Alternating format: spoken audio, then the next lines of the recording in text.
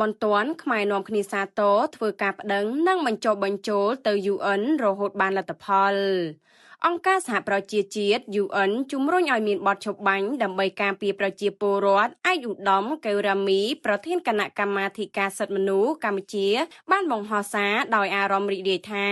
នៅទីបំផុតការិយាល័យឧត្តមស្នងការសិទ្ធិមនុស្សនៃអង្គការសហប្រជាជាតិបានទទួលយកបញ្ហានេះនិងចេញសេចក្តីថ្លែងការណ៍ជាផ្លូវការគណៈដែលសារព័ត៌មានកម្ពុជារាយការណ៍ថា UN កំពុងជំរុញឲ្យមានបទឈប់បាញ់និងការពារប្រជាពលរដ្ឋជាបន្ទាន់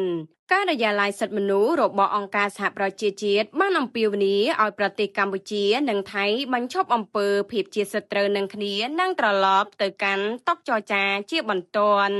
ដោយសារតែប្រជាពលរដ្ឋជិតកន្លះលាននាក់ត្រូវបានបង្ខំឲ្យភៀសខ្លួនដោយសារជម្លោះតាមព្រំដែនបានកើតឡើងលោក Jeremy Lauren អ្នកនាំពាក្យសិទ្ធិមនុស្សរបស់ UN បានថ្លែងថាមានការរាយការណ៍មកថានៅតំបន់ជុំវិញភូមិជាច្រើននិងទីតាំងវប្បធម៌ត្រូវបានវាយប្រហារដោយយន្តហោះចម្បាំងដ្រូននិងកាំភ្លើងធំស្ថិតក្រោមការប្រយុទ្ធគ្នាយ៉ាងស្វិតស្វាញរវាងភាគីទាំងពីរ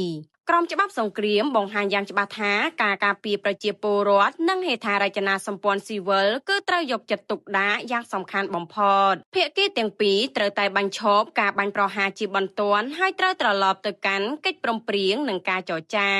មិនដឹងថារដ្ឋាភិបាលថៃបានត្រៀមវិធីដោះស្រាយចំពោះបញ្ហានេះរួចហើយឬនៅ